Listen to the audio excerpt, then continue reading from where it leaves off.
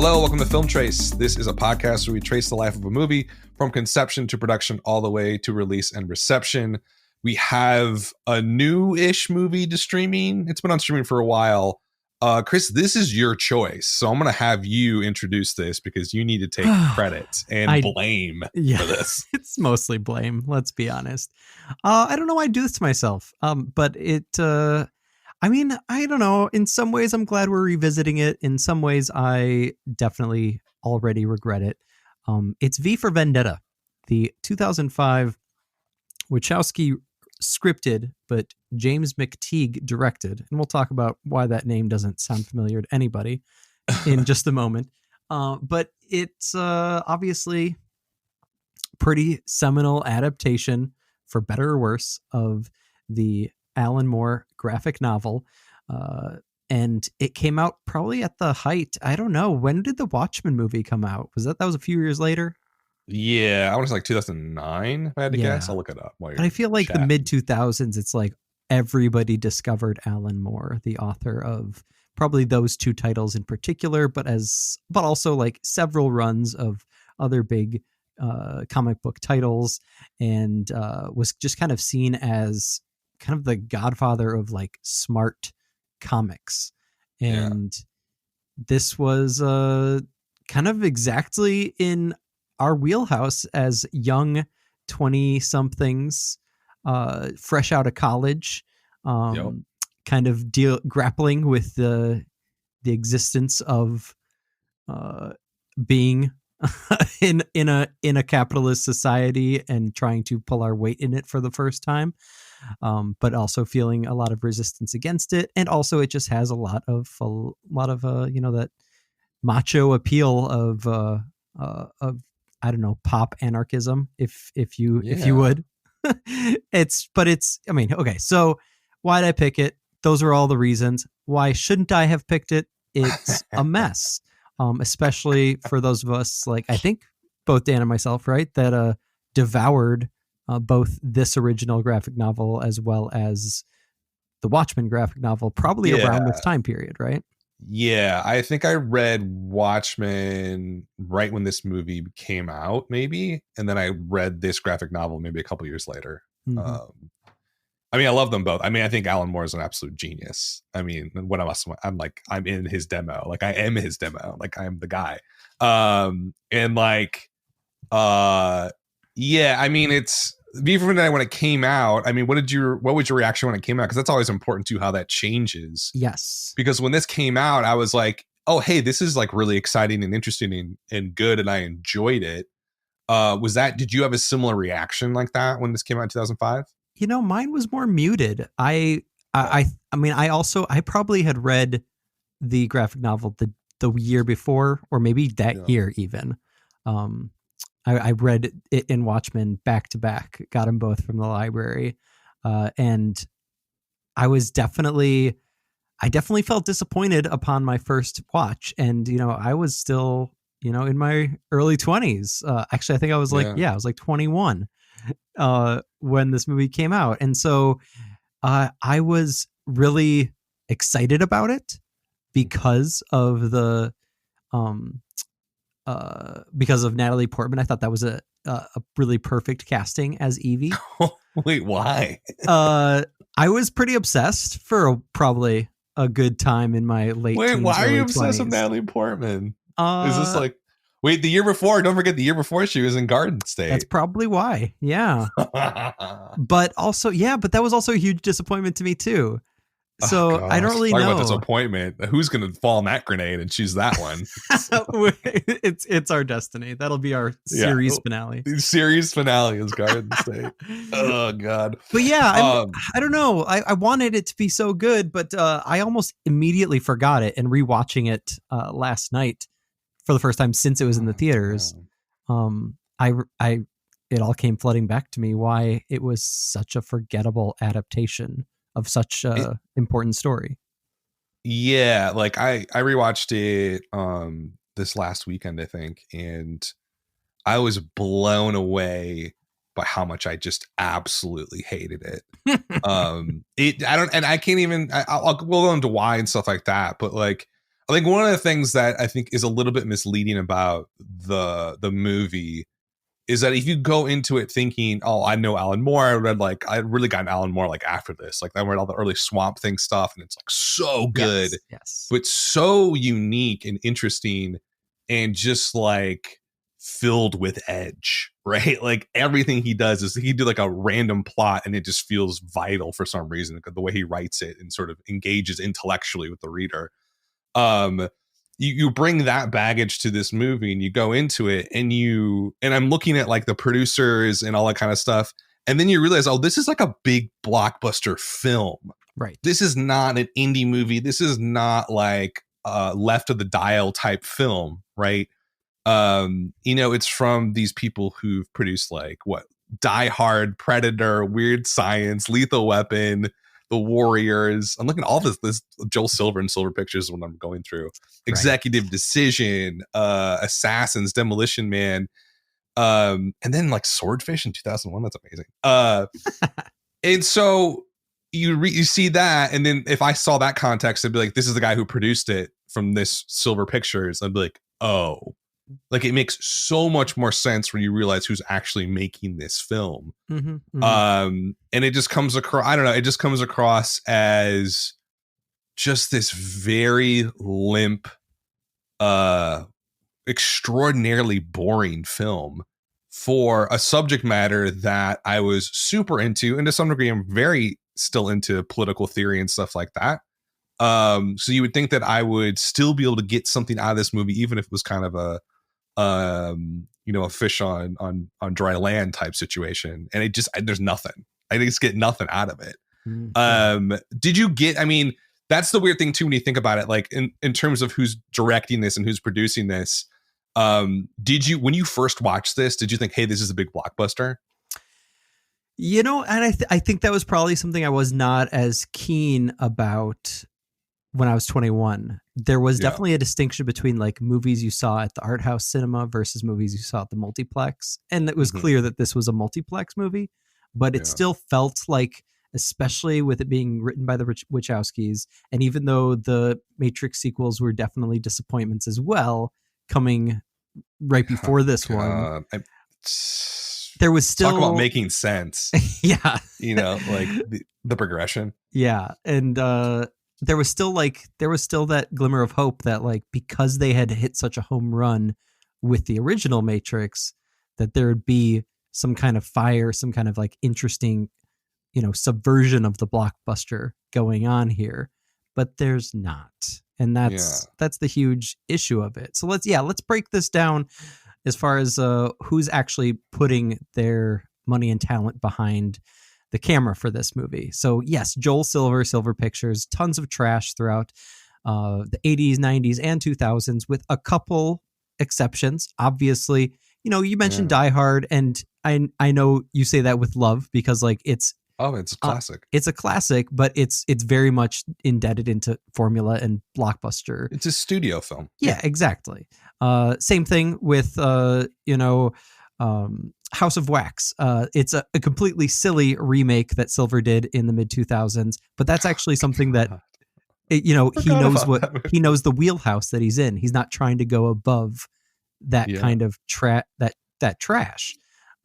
And so when he's trying to do something like this, it's obscene. So then the other producer that is important to mention here is Grant Hill, who's putting his money up behind Silver and the Wachowskis. And he was kind of I feel like the main reason why there was a good balance between kind of Wachowski's completely off the wall idea of the Matrix universe, but then packaging it so that it became like this touchstone blockbuster in the late 90s, because he was also the guy that adapted The Crow in 94 with Alex Proyas and Brandon Lee. And he was also a major force behind Titanic, Thin Red Line, Ghost in the Darkness, 96 movie that does not stand the test of time, but was trying to do something different, right? Yeah. In the terms of blockbusters. And so it just felt like they were hoping that just by combining the right talent and putting enough money behind it, that it would, light the match, so to speak, that movies like The Crow and The Matrix did. But it just, It just doesn't. And I have to say that I was honestly surprised when I picked this movie. I did not realize that the Wachowskis are not the ones actually behind the camera, so to speak. The old switcheroo. Huh? Who directed this thing? James McTeague. Who is this guy? He's got an interesting kind of he kind of fell upwards, I think is the term that some people use for these kind of no-name white men that manage to get success in Hollywood with little to no creativity or raw talent. He was a PA in Australia for a number of years, and then he got his hooks into the Hollywood system by directing this really huge cheese fest action movie called No Escape, starring Ray Liotta. You'll recognize the cover of it. It was, it was that movie that was never rented, but always on the shelf at Blockbuster. He also was second assistant director on Street Fighter, then landed another second assistant directing gig on Alex Proyas's Dark City. So there's that Grant Hill connection once again. He's starting to make contacts. And then eventually he got that same second AD position on The Matrix, but through sheer luck, he was promoted to first AD when the original first AD dropped out. And so then that begins his relationship with the Wachowski sisters. And the rest is history. He got the attention of George Lucas, who then hired him to be first AD on episode 2, Attack of the Clones, arguably the worst movie, even including Rise of Skywalker. And he's a guy that if you know him, you know that he directed V for Vendetta, but that's about it. Because after this movie came out, and even though it was relatively successful, and as I mentioned before, for better or worse, it's still very much remembered in the pantheon of 2000s movies, he didn't do much of anything. He had a really low budget action picture starring Pierce Brosnan in 2015 called Survivor, a biopic of Edgar Allan Poe that nobody remembers starring John Cusack in 2012 called The Raven. And then he had a very slight success with a movie Breaking In a couple years ago, which I don't remember, but apparently made triple its production budget, starring Gabrielle Union. And so he's not, that's the thing. He's not trying very hard at all in this. And if he is, it just seemed to be like a network decision. Wachowskis were too busy or just, wanted somebody to take their script and run with it. Maybe they saw the writing on the wall with the way Alan Moore was reacting to Hollywood's treatment of both Watchmen and V for Vendetta going through the industry at this time. I don't know. Why do you think they went with a very unproven name for such an important title? I feel like there's obviously like a very sort of close relationship what they have with McTeague. And I think that essentially they just wanted, what were they doing at this time? Right? What did they do after Speed Racer, right? Yep. So they were probably producing and doing pre-production on Speed Racer. It does seem kind of weird that they didn't follow through on this movie. They rewrote the script for it. The original script that this was started with, they basically rewrote the entire thing, making their version much closer to the graphic novel. But then when you actually watch the movie, it feels like it's not even remotely close to the graphic novel. Yeah. So I don't know if that happened.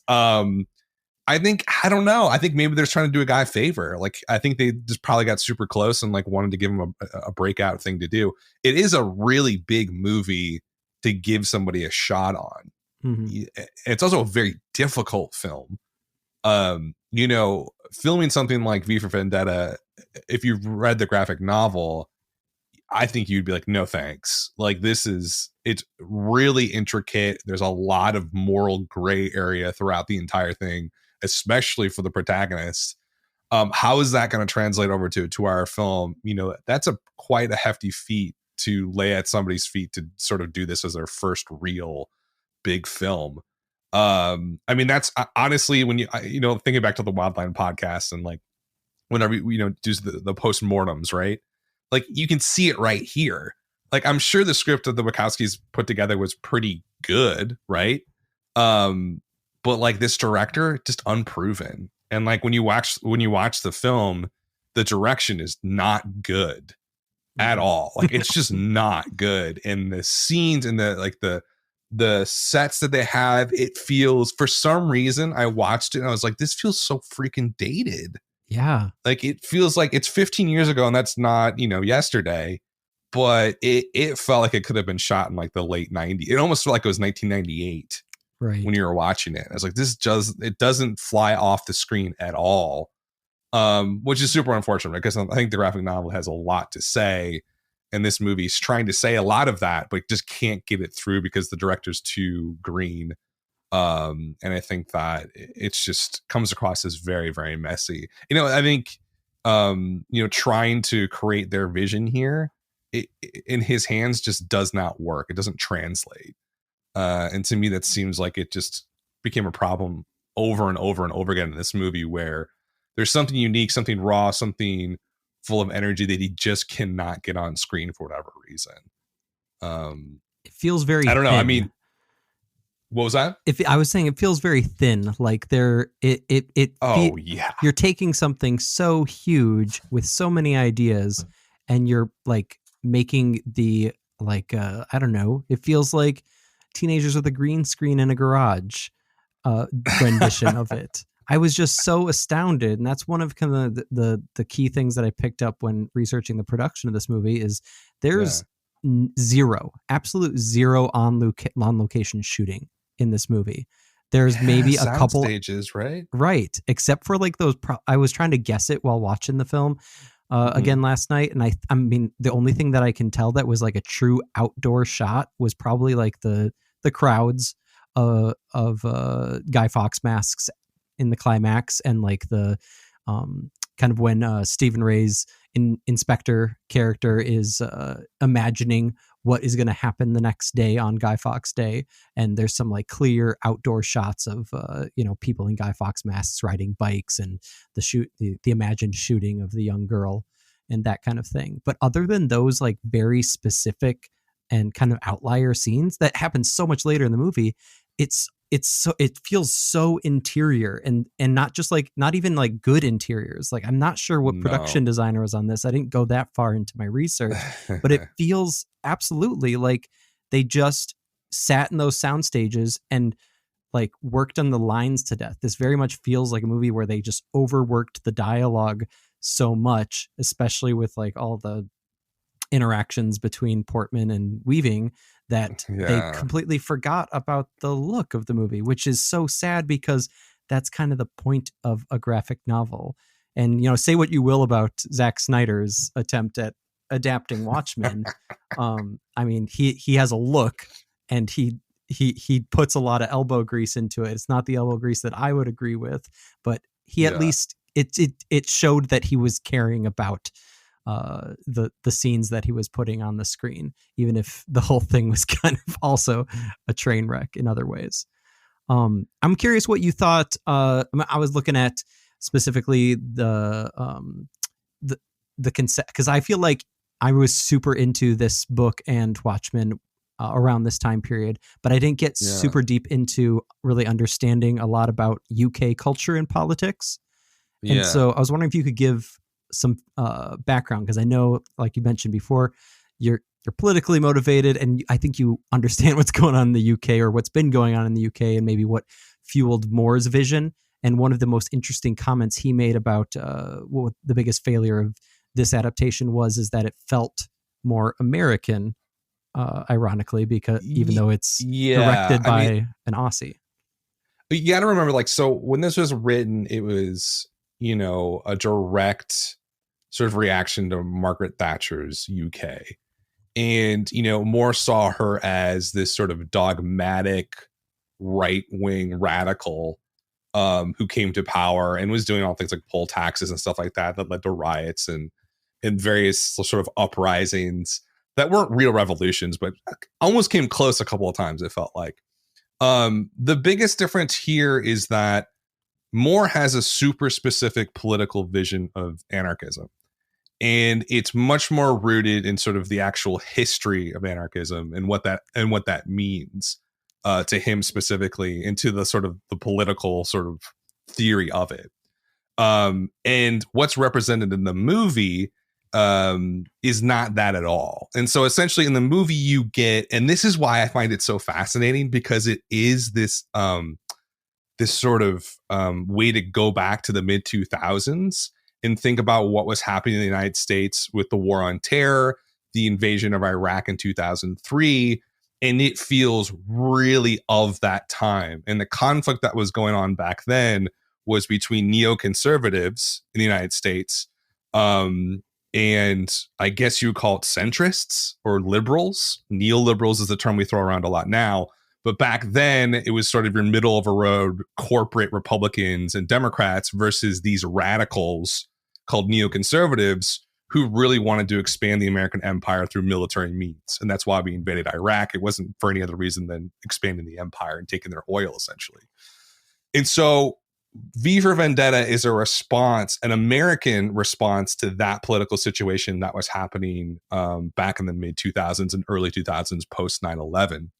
What Moore is talking about through the lens of 80s UK politics is more this conflict between fascism, and it's very explicitly fascism. It's not any other sort of form or political viewpoint. It's not socialist. It's not totalitarianism necessarily.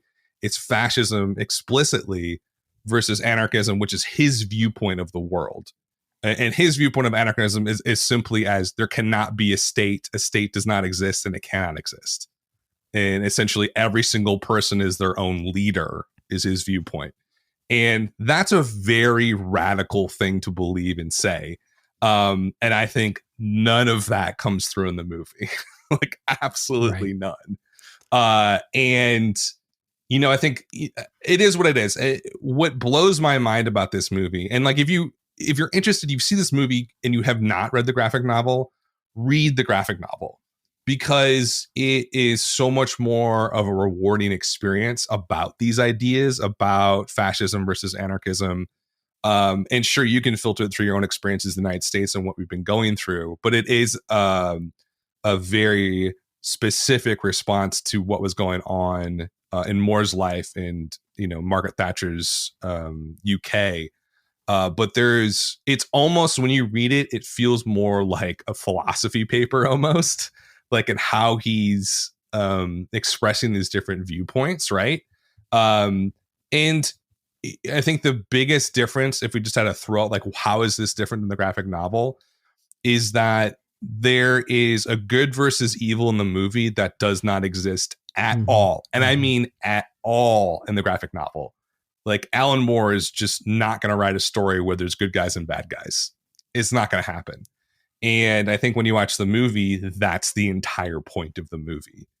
And so it's almost like you can call it an adaptation, but like I think realistically, it's just kind of an empty adaptation because it misses basically the entire point of the graphic novel in a variety of ways. I don't know. Did you kind of feel that way? I mean, I have a very strong opinion about it, obviously. But yeah, I mean, I think the thing that I noticed this time around is that you're right that it's an empty adaptation.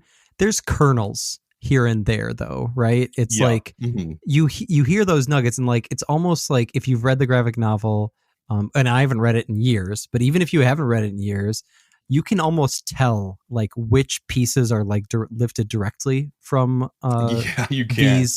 These eloquent prose and which is just like ridiculousness and nonsense and vagaries put together to fit that good versus evil mold. And it's almost interesting because like the first act of the movie in my rewatch, and they were, you know, using some hard-hitting words. First of all, I did want to make sure to mention that, you know, despite the movie it being a mess, it is interesting watching it in 2020 America's Trump's America. America's Trump. That too. Because there are a lot of fascinating cross references, but those also exist in the original text. So like Dan said, I'd also agree. Like just go right for the graphic novel, or if you've been spoiled by the movie already, that's okay. You can still get a rewarding experience reading it. But like in that first act, there are some like key terms thrown around, like terrorist, like and so like it's peppered with those things where it's like almost like you get like this. I almost got like those little tingles where it's like, oh wait, is there something I missed in my like early 20s watch? But then it's just like never followed through on, right? and they Yeah. keep coming back to V as a hero and Evie as, you know, his protege, and there's really no follow through in the sense that it's politically comparable to what Moore was trying to get through, but also it's not even comparable to any kind of, I think, American viewpoint either, because Yeah, that's a good point. it feels all jumbled in terms of like, you know, who was there during the 2000s trying to, you know, go against the tyranny of the neocons. Nobody. And like, it is interesting looking back at it for the first time after we've seen, you know, groups like Occupy and Anonymous take on the Guy Fawkes mask as its own symbol, and also kind of seeing the lack of follow through in both of those groups in American culture and society. It almost it's apt, and sadly so. Yeah, I mean, it is. I'm obviously very hard in the film, but like, if you viewed it outside of, if I did not know about Alan Moore, and I didn't know about the graphic novel, and I didn't know about his other stuff that he wrote, and I saw this, I'd be like, oh, this is like kind of an interesting dystopian sort of movie. There's a lot of it here that I think the acting is pretty good for the most part. Like, I don't really have a lot of problem with the acting. What I think what blows my mind about it now, and it just maybe even, you know, thinking about like how people have reacted to this film, is that there's a lot of people, let's just say, because we know the United States more, that worship this film. Yeah. And think that it is like this extremely profound statement about politics. And I remember seeing this and thinking, hey, that was pretty good, but I didn't find anything profound philosophically and politically in it whatsoever for the most part. But that's not the case with millions of other people in the United States. They've seen it, they love it, they think that there's a lot of meat on the bones. And I can't figure out why that is. You know, I really, you know, I'm trying to think back, like I've always been into politics, but I like super into politics when I was in grad school. And this would have been like a year and some after this movie came out. In like, I was a community organizer. I like, you know, started this sort of left-wing group on campus, and I basically didn't really go to school. I just did politics for 2 years. And thinking back then about this movie and like how people have changed their viewpoint of politics, I think people have gotten so cynical and so anti-government in general that like this movie really is a siren song to them. That this is sort of like, it's a big fuck you, explicit. I gotta mark it explicit now. To just like the man, but like, who the F is the man? Like, right. I don't know what we're fighting against here, because this movie came out, it was massive, it was huge. It's only gotten more popular, I think, culturally since it came out, and yet half the people that saw this movie voted for Trump. Like, someone needs to explain that to me. Yeah, because that doesn't compute, because either they love the movie for the wrong reasons, or this movie does not have the message maybe that it intended to have. I don't know. What do you think about? I mean, do you think that has you're with young people all the time as a teacher? So do you think, have you heard people, like younger people, talk about this movie and like? You know, no, I haven't, to be honest. I mean, I know the passion is out there, both on film Twitter for whatever reason. That was one of the reasons this movie came across. Like, somebody on my feed that I greatly respect was like, V for Vendetta is on Netflix now, and it still whips ass. And I'm like I don't get it. No, it doesn't. What? But it really feels like there is an aspect. I think you hit on something with this idea of, you know, whether you are, you know, on Reddit as somebody that is trying to look for that kind of anything that they can latch onto that makes them feel like they're going against something, but it's not anything in particular, and it's not for any reason in particular. And that's part of like the danger of like such a thin, muddled version of this story, and perhaps one of the reasons why Moore disavows it with such vehemence is because the danger of that vague version, not to speak in all V words. What the hell am I doing? Like freaking dumb version of the character. But like, it makes it dangerous because then you end up having a lot of these young people that are grabbing onto just this feeling of rebellion and thinking that something like voting for Trump is a rebellion against the system. Yeah, that's what it is. I mean, there's a direct line between this movie and the Joker in Dark Knight. Gosh, yeah, I definitely thought of that. The connection between it's the same type of. Oh God, I'm just thinking about the Joker. But I mean, that's the scary part about it to me, is because I remember back in 2005, there weren't a lot of people that were just like, screw the system. They just weren't. Like after 9/11, like the early 2000s, there were some people, but it wasn't like a wide, you were not in the middle of culture saying, screw the man, or like the government's all bullshit. I hate everything, blah, blah, blah. I need to rebel. That's like a post 2008 thing. And especially like during the Obama years and stuff like that, that grew, especially I'm young men I'm focused on right now. There is this movement. You could see it on 4chan. You could see it on the rise of the far right. And like, we got all of those symptoms now, like Trump getting elected. Trump got elected because people memed him into a candidate on the 4chan. And it's the same people that would love this movie. Right. And you're sort of like, how did that message about, it's an anti-fascist film at the end of the day, or a graphic novel at least. And I think it's also an anti-fascist movie. How did that get so perverted that young men feel like they just want to break everything and destroy everything because there's why? Even within the movie, there's a sense of justice why he's doing all this. He wants to make things right. The government lied to the people.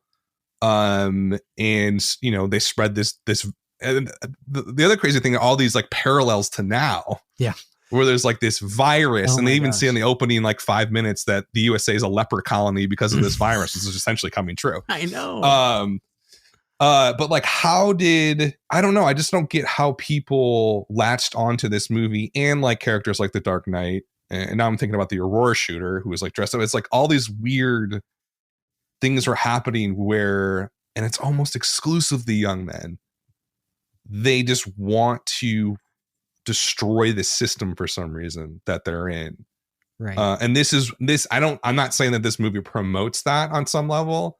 I'm just saying that like a lot of people took that sort of the vibe of the movie and its message and perverted it towards this extremely anti-social philosophy that they have. And I don't even understand it, but like, I think that's weird. That's like that's how I view this movie, from these weird lenses, because on the one hand, it's kind of a flaccid, boring movie, but on the other hand, it's really culturally important.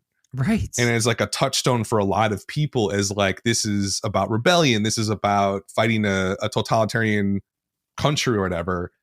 But like how that translates into supporting like, or being like a boogaloo boy or whatever. Like, I don't like, I don't get it. I just don't get it. It's, but it's, I mean, you mentioned the acting earlier, and I think there's a thread here that maybe needs to be put at front and center. And okay. So first off, like you mentioned, the acting overall, not bad. I think one of the issues here that adds to like the muddledness of the message of the film is that you have a character that's faceless. And yes, that's the whole point of it. But I mean, one of the distinct challenges of adapting a story where, visually on the page in black and white, it works. You've got so much inner monologue and so much backstory and philosophy embedded in the text that you don't need to really have that face. And yet, like, especially because they like put him as a portray him as a martyr at the end of it all. Spoiler alert for the 15-year-old movie. You have this intense, like, lack of connection that's able to be made. Like, I do think, as horribly as they treated her character in this adaptation, that Portman is doing so much of the heavy lifting here. Oh, and yeah. Hugo Weaving is basically just a Shakespearean accent. And he's trying his best behind a mask.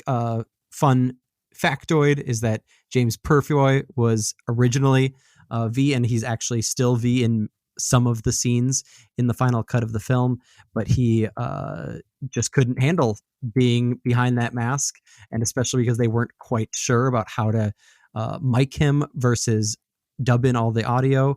Once Purefoy finally dropped out and Weaving came in, they decided to just dub it all.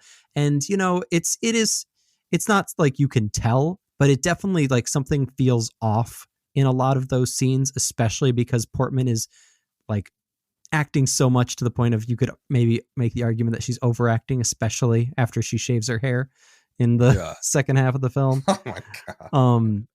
There's just like there's this, you mentioned that it's an empty script, and there's also like this emptiness in the performance plus the emptiness of the production design. And it just feels like this blank slate that can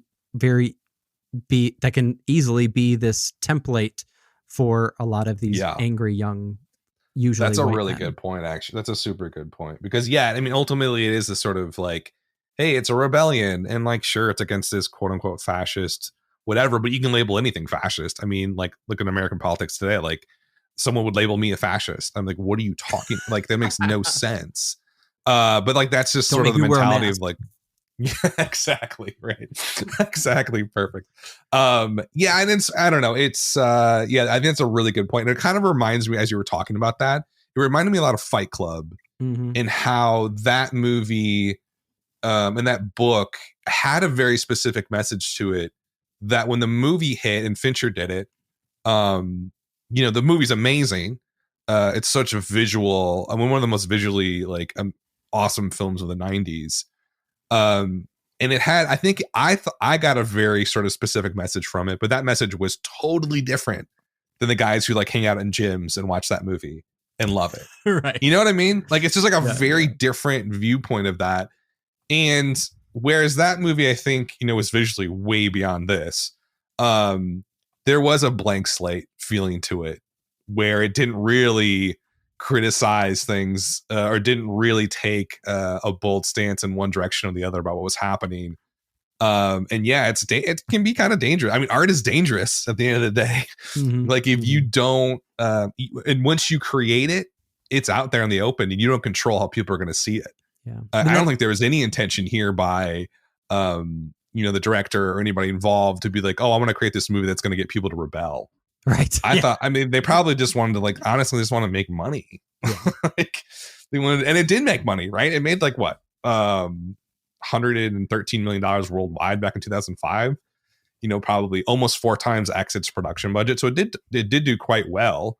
And the critics seem to like it, like 73% Rotten Tomatoes, only 61% top critics though, which is not fantastic. But that RT score, the audience score, 90%. Yeah. And then even more surprising, the Letterboxd score, 76%. They almost put it as like a god tier film. Right. Or 76 out of 100, I should say. IMDb 82. You almost never see an 8 score on IMDb. Nope. Cinema score is okay to B+. I don't know. There's just like, and there's that divide. I don't know. I mean, at the end of the day, this is going to sound terrible, but I'm going to say it. Do it. Critics, right? They're educated about film, and in general, they probably are pretty like intellectual people. They see a movie like this and they're like, okay, like, I get what they're trying to do. I know who Alan Moore is. It doesn't work. Like, it just doesn't work. And you can see that in some of the negative reviews. The masses who go and see this who aren't, they took like poli-sci 101 in college and that was it. And like, that's their interest in politics or political theory in general. And they see this, they're going to see it through a completely different lens than someone who studies film and all this sort of stuff. And so that's where you're going to get that like Grand Canyon between what some of the critics are thinking and what the masses are thinking. And that distance, I think, has only gotten wider. I think if we went out and interviewed people about this movie, like if I walked out on my street now in St. Louis and picked out a guy who was like, let's say like 30, mid 30s, 30 something. And you asked him about it, he's like, oh yeah, I love that movie. It's fucking great. And like, it's one of those films that it does just enough to entertain people and gives them that blockbuster sort of feeling, that grandiosity on screen. But it's a mile wide, but like a centimeter deep. Right. And there's just nothing to hold on to there. Yeah. Case in point, I mean, first of all, the guy that you imagined on your street, I mean, the first thing that popped in my mind is like you stop him and then he goes back to his office as a hedge fund manager. So, I mean, you make a very good point that this is clearly like just literally capitalizing on the concept of rebellion rather than actually taking it seriously and putting too much care into bringing it to the screen with fidelity. And maybe that's going back to our question of like why the Wachowskis pass on directing. Maybe they knew, maybe, with their work doing the Matrix trilogy, that they saw the writing on the wall in that respect and were like, there's no way that this can be done the way we want it to. So let's throw a bone to our buddy James and let him deal with Warner Brothers trying to adapt Alan Moore successfully.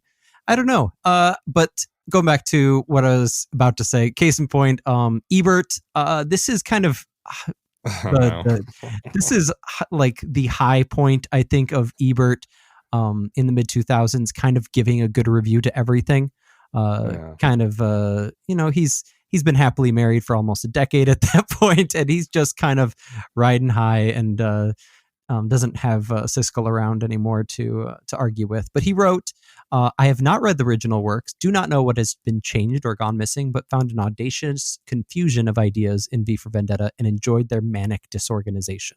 I think that's pretty emblematic, probably, of, like you mentioned, Dan, of the average person that enjoyed the film. It's just like, the amount of bloodshed in the final knife fight, the general vitriolic feelings of the characters against a bigger force that feels insurmountable, but then manages to find a way to take it down.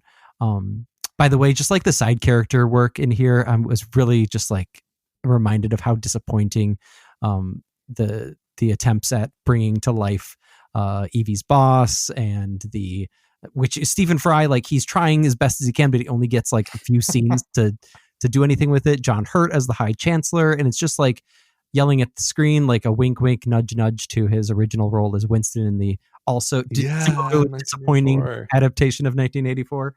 Yeah, I forgot about that. I forgot he. Yeah, but so like it's just like you not thinking too hard. Like, oh yeah, there's stuff going on, and it makes me feel something, and not worrying too much about the details. Similarly, Claudia Pugh of USA Today was one of the only other kind of solid positive reviews of the time. She wrote, the multi-layered film can be appreciated strictly as an action thriller or for its deeper message about personal responsibility, political oppression, and revolutionary change. One powerful theme centers on the notion that ideas live forever, their power undiminished, even as those who espouse them die. I thought it was very delightfully ironic that she points that one powerful theme out, but then fails to make any kind of point about actual messages regarding personal responsibility, oppression, or change that the movie attempts to put forth, because it doesn't really try very hard. There's nothing really there other than that main mantra of, people die, but ideas live on, which isn't that profound and is only one, fingernail deep of what Moore was trying to do in the original work. Yeah, no, totally. And I think one of the things, I was sort of watching an interview with Alan Moore about this today. And one of the things I forgot about the graphic novel is that in the graphic novel, he depicts the Norsefire, this fascist party. Mm-hmm. He goes into like in-depth background of who these people are, and they're normal people. Yeah. They're not villains. They're not like caricatures of evil. They're just normal people who get swept up in this thing. And there's a whole other backstory that happened in the graphic novel that's not part of the movie that makes it a lot more believable that a fascist government would rise up like that. But I think that's a huge missing part of this film, is that in doing the good versus evil thing, you make evil this other, which it's not. Right? It's not this other thing. It can literally happen. It can happen here, right? We've seen it almost happen here in the last 4 years. And it's normal people. And it kind of reminds me a lot of like people that I know who are Trumpers, who like 5 years ago, never in a million years would I'd say they would support somebody that basically wanted to overthrow the US government. Right. I would never in a million years. These are like bankers. These are lawyers. These are people who are highly intellectual, who are probably better than me in school, make way more money than I do. But in the space of 4 years, they have become, unfortunately, supporters of a fascist. And that, I mean, we've seen it real time happen. And I think where this movie gets it so wrong, and a lot of the sort of negative reviews kind of say, you know, it's it just does not capture the political reality of what can happen when a group of people decides that other people shouldn't exist. And it doesn't get that. It doesn't compute that transition or the reality of how that happens and how it can be so banal, and how an accountant can become a fascist, you know, just by supporting this one person. And before you know it, they're against all Muslims and they hate gay people and they want to start, you know, and we saw this firsthand. They want children to be put in cages because they're not. I mean, it's like it happens almost overnight. And it's normal people that do it. And this movie completely misses that point. It's like, if you want to see the fascist, look in the mirror. Like, it's there. And I think that's one of the things that this film just does not understand whatsoever. And it's one of the reasons why, you know, the negative reviews, like posturing radical chic, V for Vendetta is not a movie of ideas so much as it is an idea mall. Or like a piece of, this is the one he chose, a piece of pulp claptrap, has no insights whatsoever into totalitarian psychology. It doesn't. No. None. There's nothing here in this movie that is insightful about why a government like that would happen, or why a group of people would do that. It's uniquely frustrating because John Hurt was a good choice for that role, except they just didn't like, he's such a great actor. He could be the kind of like meek dude that would then rise to that level, but we only see the post fascism, like you see the Darth Vader. Exactly. You don't see, you know, the prequels, which I love. It's rehabilitated. You don't see Return of the Sith? What's the third prequel called? Revenge of the Sith. Genius. That movie's genius. I love that movie. It's the best one of the prequels. For sure. Absolutely. And also came out, did they come out the same year as this? Yeah. Well, yeah. Why didn't we do that one? No, I'm just kidding. But in any event, okay. I think I've ranted enough about politics on this movie. Any closing thoughts about this thing? I have some Letterboxd user stuff. Yeah. I think you should read. These are great. Read a couple of them at least. As a radical socialist college student, it's illegal for me not to give this a good review. Which I think is very true. I think, and one of the things I said to you when we were doing this, when I was watching it, I was like, I feel like I'm both at a Trump rally and a Bernie Sanders rally, because V for Vendetta is the Venn diagram in the middle. It's the little middle part, where people vote for Trump and people vote for Bernie Sanders are on the same world, because it's all about what? Fucking the system, destroying whatever institution you want to destroy for whatever reason, I guess. Clearly I've become a neoliberal in my older age. Institutions must stand. In any event, incredibly well structured, impeccably paced. That's all wrong. So this Letterboxd user's wrong. V for Vendetta aims to be a blockbuster for the thinking man. Instead, it ends up a blockbuster for the man who thinks he's the thinking man. That's perfect. Yeah. That's like the perfect summary of this movie. Yeah. Man, I'm angry that I had to watch this movie. Well, I'm glad that you came to your senses, because next week we're hopefully going to watch one of the best reviewed movies of the year. Well, we are going to watch one of the best reviewed movies of the year. Whether we will, I was going to pick like Hillbilly Elegy, right? Just to get you back for this movie, and I just watched the first half hour of that movie tonight, and I thank God that I changed my mind. We're going to do Brandon Cronenberg's, that is the son of body horror master David Cronenberg, his first film that he wrote and directed, Possessor. Science fiction psychological horror film. That's a mouthful. It's now available on VOD.